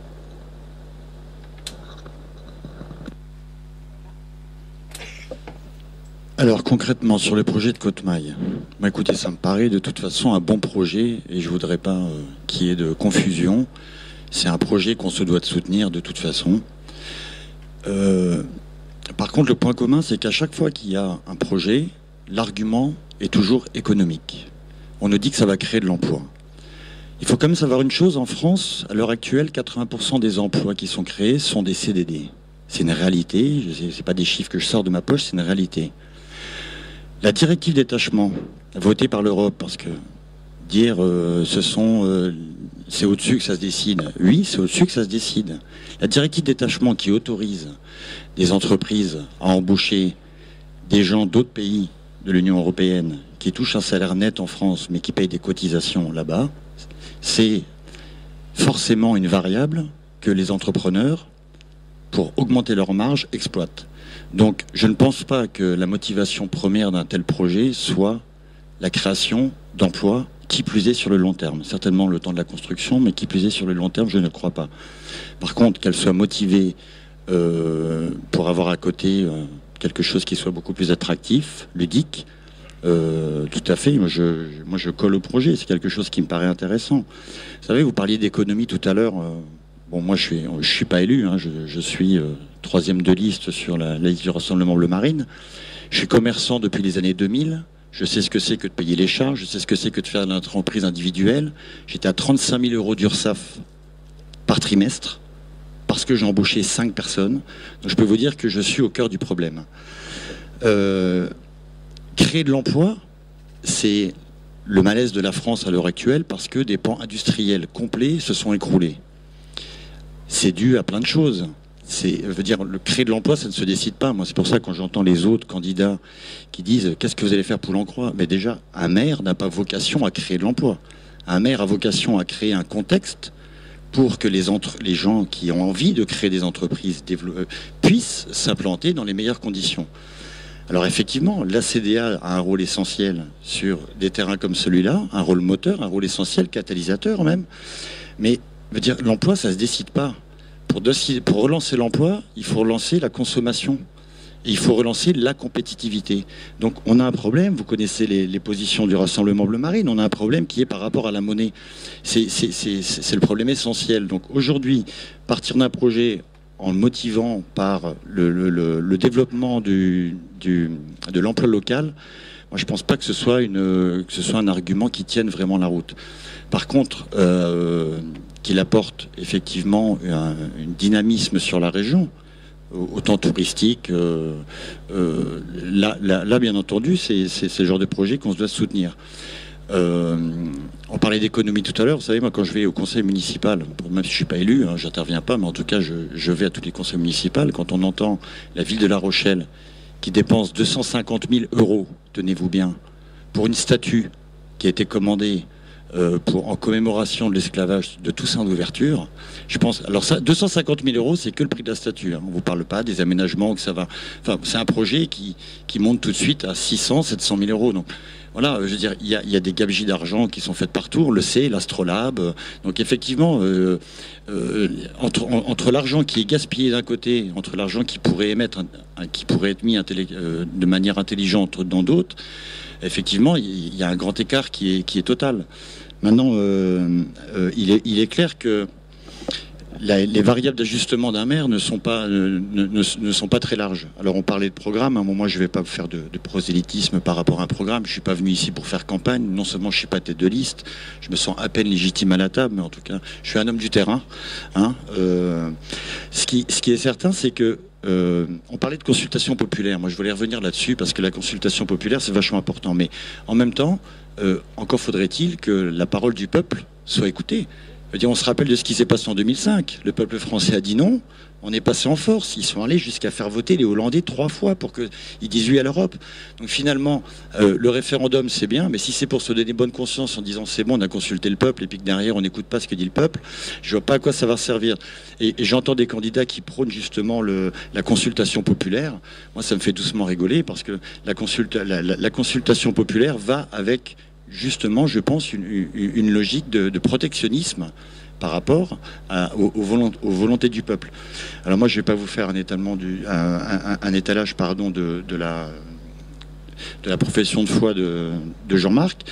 Mais pour autant, on a fait, nous, une consultation populaire. Alors, vous avez dû le recevoir dans la boîte aux lettres, hein, pour les rejetés qui sont ici. On a fait un questionnaire qu'on a distribué à 45 000 exemplaires.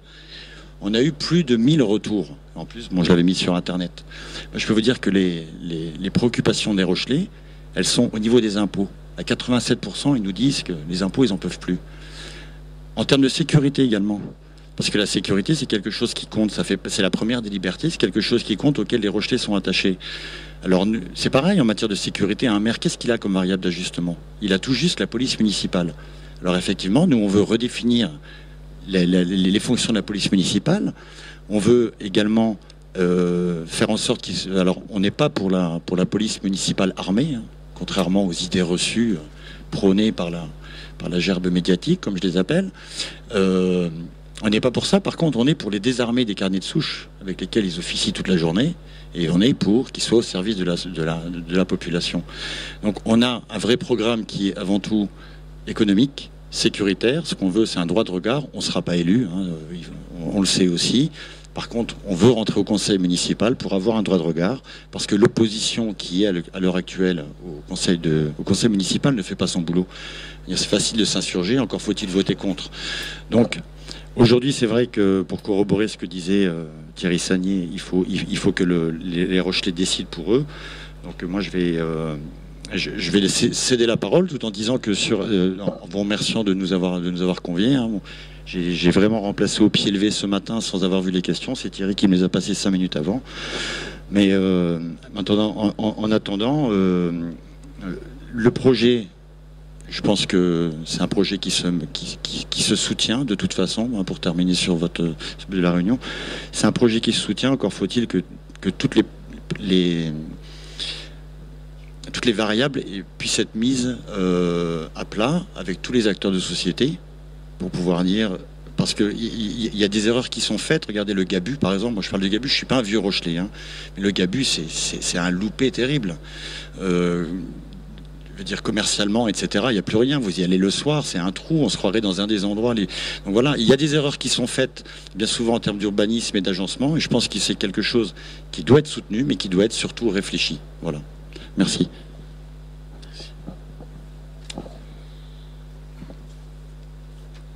Une des compétences les plus importantes de la CDA, c'est le développement économique. Je dirais, si vous avez le président et normalement le premier vice-président est en charge du développement économique du territoire. Moi, je me présente à La Rochelle. Je ne me présente pas comme député. Je ne me présenterai jamais comme député. Je me présente à La Rochelle, j'irai à la CDA, si je suis élu. Ce que je peux vous assurer, et ça tout à l'heure on parlait de Georges Frêche, et c'est lui qui m'a formé, c'est que je veux me battre pour mon territoire. Parce que quand il est arrivé en 1977, dans la ville de Montpellier, il a trouvé une belle endormie. Ce que nous avons actuellement à La Rochelle. Il venait de ravir la mairie à M. François Delmas, ministre de la République. La ville avait 20 ans de retard. Il a su motiver tous ses habitants. Tout le monde s'est relevé les manches et tout le monde y est allé. Aujourd'hui, il ne faut pas rêver à La Rochelle. Nous sommes en concurrence avec les villes qui nous entourent. Ce n'est pas le bal des copains. Absolument pas là. Absolument pas. Regardez ce qui se passe en Vendée. Ils ont su se bouger. Aujourd'hui, ils ont un chômage qui est à moins de 5%, je crois. Mais je veux la même chose pour La Rochelle, moi. Je veux qu'on se bouge, qu'on crée de l'emploi, qu'on ait des projets comme cela. Et c'est à nous de nous prendre notre destin à main. Je ne fais plus confiance en l'État français et aux gens qui nous gouvernent. Parce que depuis très longtemps, ces gens-là sont déconnectés totalement de la réalité du terrain. Et c'est à nous, dans nos régions, à nous battre pour créer notre emploi. Il faut aujourd'hui rentrer en concurrence avec les autres zones. On n'est pas au pays des oui-oui. Ce n'est pas le pays de oui-oui, c'est une réalité. Battons-nous. Aujourd'hui, il faut rendre notre ville attractive, tout en préservant, bien sûr, notre bien-être et notre bien-vivre. C'est à nous de nous défendre là-dessus, en sachant aussi ouvrir nos bras et tendre la main à des gens qui veulent vivre chez nous de la même façon. Parce qu'aujourd'hui, si nous créons de l'emploi et que notre ville devienne dynamique, nous aurons de l'emploi pour nous, pour nos enfants, mais aussi il va nous manquer des mains et nous devrons accueillir ces personnes-là. C'est comme ça que s'est construit Montpellier et c'est comme ça que nous devons construire La Rochelle. Nous devons devenir une ville surdouée. Nous devons redevenir la ville dont tout le monde parlait quand Michel Crépeau était maire. Il avait su être innovant. Tout le monde, c'est l'anecdote, pourquoi nous avons une faculté à La Rochelle. On le sait très bien, comment c'est parti avec la visite d'Helmut Kohl. Eh bien, il faut avoir ce génie, cette audace qu'il avait aussi, et ne pas se gêner. On y va, on a de l'audace, il faut oser dans la vie. Si on n'ose pas, on n'obtiendra rien. Et on va faire de cette ville une ville qui va s'endormir petit à petit, mais une ville où on verra partir nos enfants à 20 ans parce qu'il n'y aura plus de boulot, ils iront travailler ailleurs. Et puis on sera bien, on sera entre nous, on ne se gênera pas trop, mais c'est pas comme ça qu'on construit une ville. En tout cas, c'est pas ma vision de la ville. Vous le disiez tout à l'heure et vous l'avez bien dit, vous avez bien résumé ce que doit être la ville de La Rochelle aussi. Votre projet, il est bon. Et j'espère que je serai élu et qu'on pourra travailler ensemble et que je le ferai à vos côtés. Oui. Alors, d'abord, c'est forcément facile. Bon. Bon, c'est pas grave. Alors d'abord, juste sur les Côtes-Mailles. Alors, il y avait un projet de route. Il est évident que nous, on n'est pas du tout d'accord sur ce projet de route prévu dans les projets existants. Et donc, on a une vision qui va forcément réduire sans doute un peu la zone qui est près de votre projet. On a envie de faire des continuités. Garder la trame verte, c'est évident, à réfléchir sur la surface. On veut recréer des circulations douces, c'est-à-dire que la rocade qui a coupé un petit peu la campagne en deux, entre la ville et la campagne, on a besoin de refaire des continuités et des circulations douces qui peut parfaitement se faire dans un cadre d'aménagement. Et donc, on a effectivement la possibilité, qui n'est pas forcément votre projet, de parking extérieur qui permettrait, par le bus, tram ou n'importe quel projet, hein, c'est pas à voir de toute façon, et on rejoindrait le centre-ville. En même temps, on peut se poser des questions en aménagement et d'urbanisme, qui n'a jamais été dit ici par personne, j'ai entendu, mais qui est tout à fait possible. C'est que par endroit, il y a une possibilité qui évite de manger des terrains, c'est de faire des parkings sur la rocade. Parce que la rocade, c'est un truc qui sert à rien. Et donc, on peut parfaitement par endroit, c'est tout à fait possible géographiquement, de construire par zone pour faire à la fois des continuités vertes et en même temps créer des parkings d'accès facile et de sortie. Donc les Côtes-Mailles, ça pourrait se prêter à ça. Alors d'une façon générale, en politique, l'expérience qu'on a acquise et que moi j'ai défendue dans la liste, on a souvent aussi des visions à court terme au niveau politique. Moi, mon expérience professionnelle m'a montré que bien souvent, des aménagements ont été loupés par manque de vision à long terme. Quand on voit des ouvrages d'art qui, 30 ou 40 ans après, se détruisent, il y a un problème de fond. Exemple, le pont de Martrou. Aujourd'hui, moi, j'ai construit le pont du Beau. On va peut-être le détruire parce qu'on ne s'est pas posé la question de l'aménagement, des déviations et autres. Donc, ce sont des ouvrages très chers qui sont logiquement faits pour 100 ans. Alors, sur les minimes, c'est la même chose. Ce que j'ai entendu tout à l'heure, c'est que, et bien évidemment, on ne peut pas tout faire d'un seul coup. On conçoit qu'il y a une programmation de dépenses et autres. Mais le politique, il doit avoir une vision à long terme, de préparer le foncier, de se donner les moyens et d'avoir un projet cohérent qui va peut-être faire sur 5 ans, 10 ans, 15 ans, parce qu'il y a des problèmes de financement. Des exemples qui coûtent et qui ont posé des problèmes de dépenses publiques, les passerelles de franchissement, par exemple la SNCF, pour aller au minimum. Pourquoi on n'a pas fait, je l'avais dit à l'époque à M. Bonneau, pourquoi on n'a pas fait d'entrée de jeu un pont plus large? Ça aurait coûté nettement moins cher que d'aujourd'hui de faire des passerelles.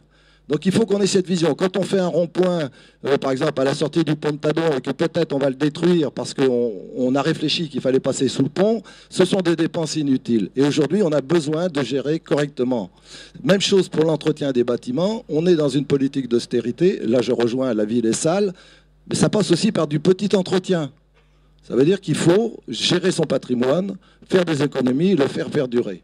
Bon, en ce qui concerne l'emploi, évidemment, notre liste s'inscrit, qu'on le veuille ou non, dans une certaine, et c'est un mouvement de fond dans la société, de transition et un peu de rupture. On est dans une crise, et on a des problèmes de pollution, et donc le système qui a vécu, qui a eu ses notes de noblesse, aujourd'hui, il est obsolète, il est dépassé. Et on peut faire un système économique qui n'est pas forcément basé sur ce qu'on a connu jusqu'à présent. On peut faire de la concurrence. Le problème est de savoir si on fait une concurrence sauvage ou si on met un cadre dans la concurrence. Moi, ma vie, j'ai connu la concurrence depuis que je travaille. Les prix les plus bas, je connais. C'est destructeur d'emploi à la sortie, c'est destructeur d'un tissu social. Donc, il faut se poser les bonnes questions. Jamais personne n'a dit qu'on était contre la concurrence. Le problème, c'est que la concurrence existe, mais la coopération existe aussi. Je suis désolé, c'est des concepts qu'il faut défendre. Par rapport au problème des promoteurs, bien sûr, il n'y a pas à être contre les aménagements en promoteurs. En même temps, il faut quand même être conscient qu'il y a une image globale dans la société, des fois des promoteurs. Bon, quand on dit que le prix du mètre carré, par exemple, pour revenir à ce qui a été dit, il est volontairement dévalorisé, en même temps, quand il y a des immeubles qui se font dans des endroits, la petite maison qui est derrière, elle est dévalorisée aussi. Donc, ce n'est pas que le public qui peut dévaloriser, c'est aussi le privé. Donc, on ne peut pas non plus simplifier, schématiser un petit peu les débats. Donc, on est condamné à s'entendre. On est tout à fait d'accord qu'on peut faire des choses sur Côte-Maille, mais bien évidemment, honnêtement, avec un cahier des charges qui va être assez strict et qui est évidemment pas forcément le projet que vous avez prévu, ça c'est clair, mais ce n'est pas un refus du tout d'y réfléchir et de travailler ensemble. L'histoire du stationnement, par exemple, c'est peut-être... on est d'accord sur le stationnement, mais pas forcément au même endroit et de la même façon. Voilà. Donc, merci de nous avoir reçus, de nous exprimer devant tous ces gens. Et puis après, ça se passe dans les urnes. Merci. Oui, on va vous remercier, applaudir tous les trois.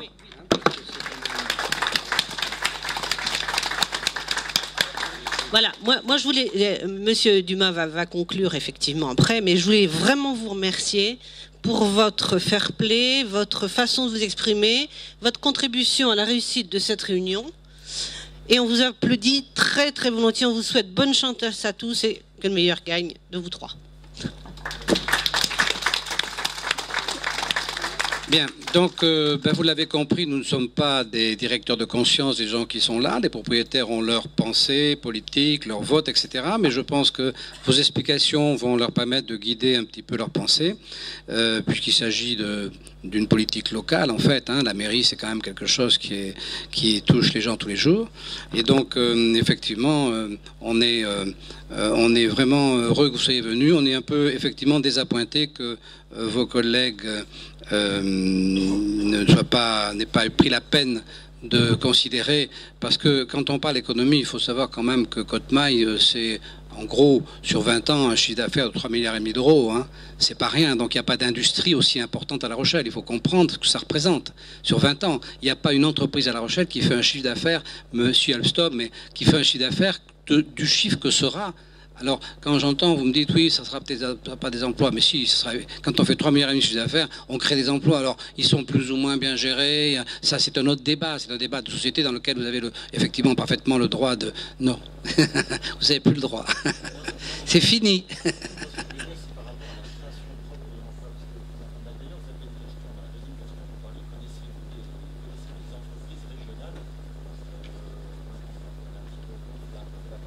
Non mais ce que je veux dire, si vous voulez, c'est qu'il faut prendre conscience de ce que ça représente. Et il faut quand même essayer de ne pas s'aventurer dans des rêves ou dans des utopies. Moi, je ne veux pas dire du mal des écologistes, bien que j'ai l'impression qu'ils ne pensent pas tout à fait du bien des promoteurs. Mais ceci étant, si vous voulez... Ah bon, j'ai eu peur un moment. J'allais vous parler d'éolien. Non, je plaisantais. Non, mais là, vous êtes face à un promoteur qui représente tous les gens qui sont là. Nous sommes une collectivité d'une centaine de personnes. Tout le monde n'est pas là parce qu'il y a des gens qui sont... Parce que depuis 10 ans, vous m'avez épuisé beaucoup de mes compagnons de route parce que nous sommes tous un peu âgés. Moi-même, je commence à devenir vieux alors que j'étais tout jeune quand ça a commencé.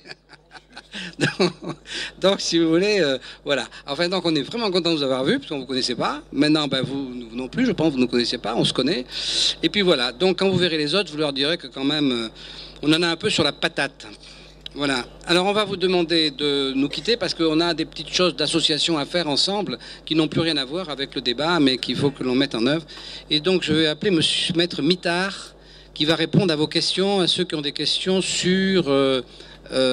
la procédure d'expropriation, hein, parce que c'était prévu à l'ordre du jour. Alors, est-ce que vous avez pris le... Oui, eh bien, je vais vous envoyer ça. Parce que j'ai plein de documents par email.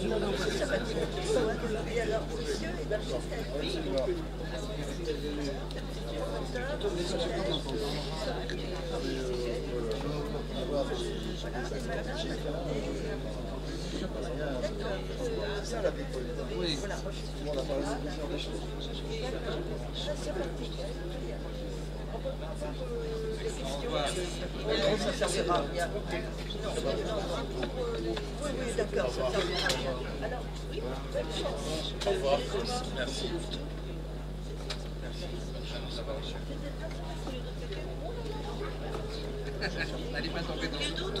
On ne sait pas où ça va faire aux antipodes. Bien.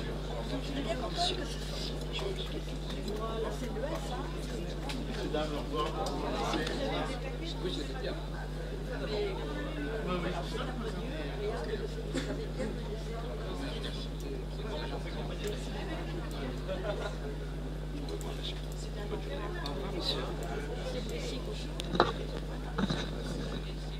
Bon, je vous remercie d'être venu. Vous avez fait l'effort de venir, ça c'est vraiment sympa. Comme pour les candidats, je pensais qu'on serait plus. Bah, alors donc vous êtes d'autant plus félicités, puisque nous ne sommes pas tous là.